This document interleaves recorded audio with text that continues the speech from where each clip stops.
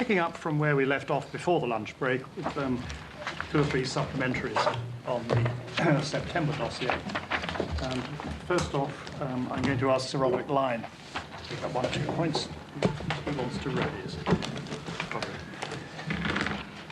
When you were talking about the Prime Minister's press conference at Sedgefield in early September of 2002, you said that this followed a period in which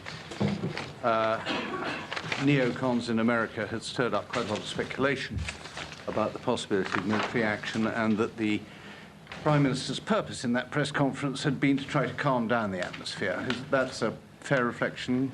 Yeah, I mean, not just at the press conference, but in the days prior to that, when Mozambique and then South Africa, I mean, it's fair to say that our media travelling with us were in a pretty close to a state of frenzy about Iraq, and the sense that a decision had already been taken, it was going to happen, only a matter of time, that kind of thing.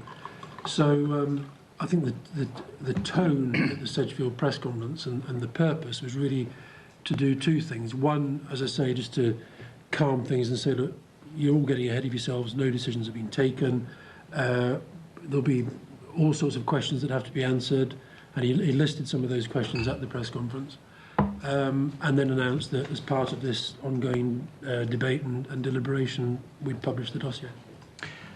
And as we heard this morning, the 45-minute claim in the dossier heated up a new frenzy and very big headline stories. And as you said, the Butler Committee established that this was not as a result of briefing by you, but nevertheless the frenzy happened. I don't think it was a frenzy then, at the time of publication. Well, I think Sir Lawrence Freedman referred to huge headlines right across the front page of the Evening Standard. The standard headline is not a frenzy. Well, let's not split hairs over this. A number of newspapers covered this in a very dramatic way. I think, would that be a fair? Yeah, but when I talk about a frenzy, I mean when newspapers are all chasing the same story, the television and the radio talking about it 24/7. That's what a frenzy is. Well, the 45-minute claim attracted some very big stories in a number of newspapers. I don't have to characterize that one way or another. Did you take action then to dampen down that speculation? Did you get on to those papers to correct the misrepresentation of the story?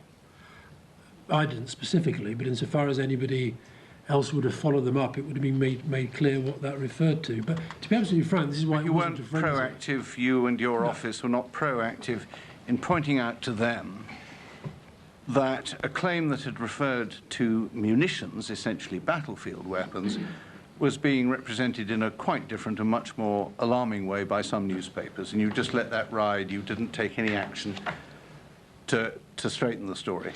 Well, I didn't. Insofar as I can recall... And you were in charge? Yeah, I was, but I'm thinking, as far as I can even recall any discussion about it, I mean, bear in mind, you've had the Prime Minister doing the statement, you've had the dossier, the issue moved on pretty quickly. The 45-minute thing, you say it was a frenzy, it wasn't. It was like 1 or 2 newspapers did it reasonably prominently, and then it kind of fell away. It was not that big an issue. So proactive, did we go to the Evening Standard and say, look, you got this wrong?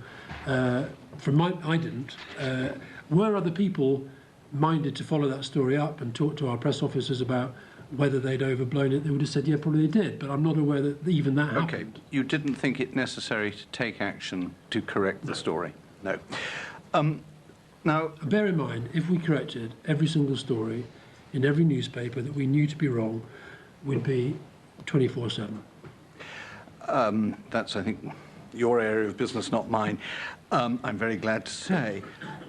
Like other colleagues who've already referred to the point, I'm very interested in the statement in the Prime Minister's foreword to the dossier that, if I can find the correct quotation, what I believe the assessed intelligence has established beyond doubt is that Saddam has continued to produce chemical and biological weapons, that he continues in his efforts to develop nuclear weapons, and that he has been able to extend the range of his ballistic missile program.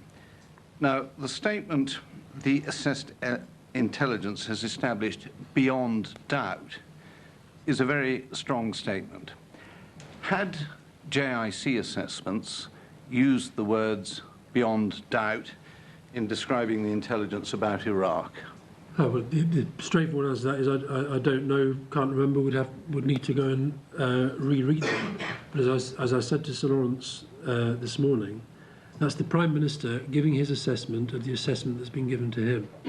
And so if he were to have sat round, as he did many, many times, with the intelligence chiefs and said to them, are we pretty sure about this and about this and about this? And they were. And as John Sawers said to you when he gave evidence, he believed the intelligence, and why shouldn't he believe the intelligence?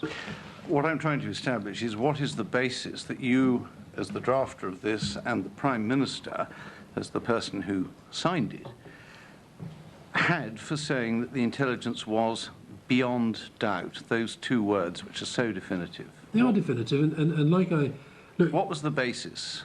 The basis was the intelligence assessments that were presented to the Prime Minister. And the basis was also the nature of the discussion and the dialogue that he had with the intelligence chiefs prior to the dossier being published. I find that a little puzzling.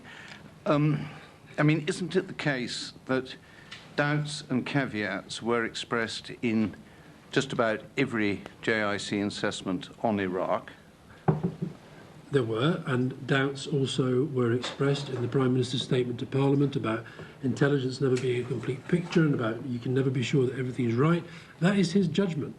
And when it comes to it, you can have all the advisors you want and you can have all the military advisors and the diplomats and the rest of it. He has to make judgments, strategic, diplomatic, political. He has to make those judgments and he has to present those judgments to the public. And that's what he's doing there, based upon his analysis of what the intelligence chiefs are telling him and his analysis reading the intelligence over a period of time. Well, through a period where the JIC themselves talked about a step change in terms of their assessment of the intelligence. Is that a phrase that they used, step change? This is a JIC report in 2001. Now, Sir William Ehrman, in his evidence, said to us, giving us a few of the things that were said, the picture was limited on chemical weapons in April 2000. The knowledge of WMD and ballistic missile programs was patchy. March 2002, the intelligence on Iraqi WMD and ballistic missiles programs is sporadic and patchy. Going on, August 2002, very near to the period we're talking about, there is, I quote, little intelligence on Iraq's BCW doctrine, that's biological and chemical weapons doctrine, and we know little about Iraq's, BCW I think is a misprint, CBW, Iraq's CBW, chemical and biological weapons, since late 1998. And then crucially, the assessment of the 9th of September 2002, the intelligence remains limited. So in August, the JIC says there's little intelligence. In September, it says the intelligence remains limited on the 9th of September. And about 2 weeks later, the Prime Minister tells Parliament, in a document presented to Parliament, that the assessed intelligence has established beyond doubt. Now, this is why I'm puzzled. I can't make those statements fit together.